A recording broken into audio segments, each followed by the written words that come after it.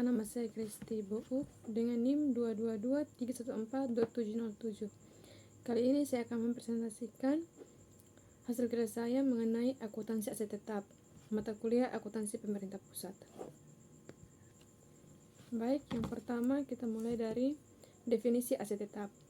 Aset tetap adalah aset berwujud yang digunakan dalam operasi perusahaan dan memiliki masa manfaat lebih dari 1 tahun periode akuntansi. Yang berikutnya ada klasifikasi aset tetap. Aset tetap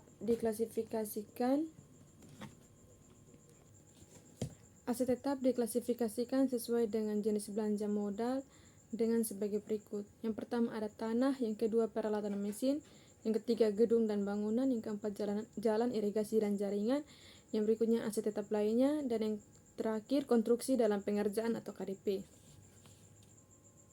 Baik, yang berikutnya pengakuan aset tetap. Untuk dapat diakui sebagai aset tetap, harus memiliki kriteria sebagai berikut.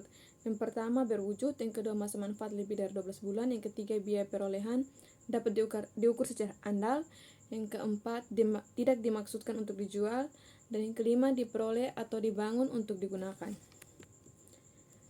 Pengakuan aset tetap berdasarkan perolehannya dapat dijabarkan sebagai berikut. Yang pertama dari hibah, yang kedua dari sitaan atau rampasan, yang ketiga dari kepemilikan rumah, yang keempat tanah di luar negeri, dan yang terakhir konstruksi dalam pengerjaan. Yang berikut pengukuran aset tetap. Perolehan aset tetap dapat melalui yang pertama pengadaan atau pembelian, yang kedua swakelola, yang ketiga hibah atau donasi, dan yang terakhir pertukaran aset.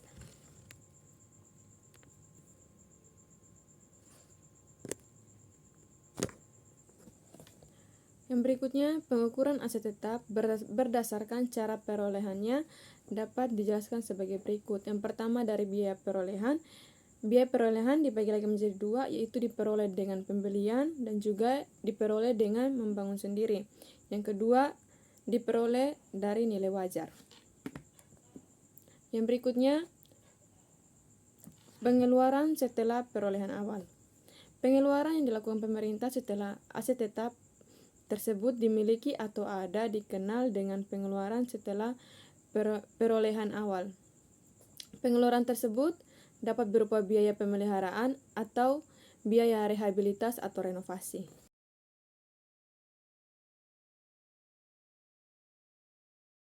Baik, yang berikutnya ada pertukaran aset tetap.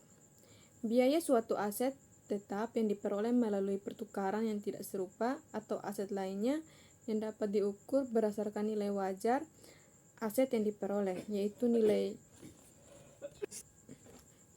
nilai ekuivalen atas nilai tercatat aset yang dilepas setelah disesuaikan dengan jumlah setiap kas atau setara kas dan kewajiban lain yang ditransfer atau diserahkan. Yang kedua, suatu aset tetap dapat diperoleh melalui pertukaran atas suatu aset yang serupa, yang memiliki manfaat yang serupa, dan memiliki nilai wajar yang serupa, maka aset yang diperoleh dicatat sebesar nilai tercatat atas aset yang dilepas. Yang berikutnya ada penyusutan aset tetap. Penyusutan adalah alokasi yang sistematis atas suatu nilai aset tetap yang dapat disusutkan selama masa manfaat yang bersangkutan. Penyusutan dilakukan agar nilai aset tetap disajikan secara wajar sesuai dengan manfaat ekonomi aset. Yang berikutnya, metode penyusutan aset tetap. Metode penyusutan aset tetap yang diperkenankan bagi pemerintah pusat adalah metode penyusutan garis lurus, di mana metode ini dilakukan dengan mengalokasikan nilai yang dapat disusutkan dari aset tetap secara merata selama masa aset terkait dengan atau tanpa memperhitungkan nilai sisa atau nilai residu. Yang berikutnya ada penghentian dan pelepasan aset tetap.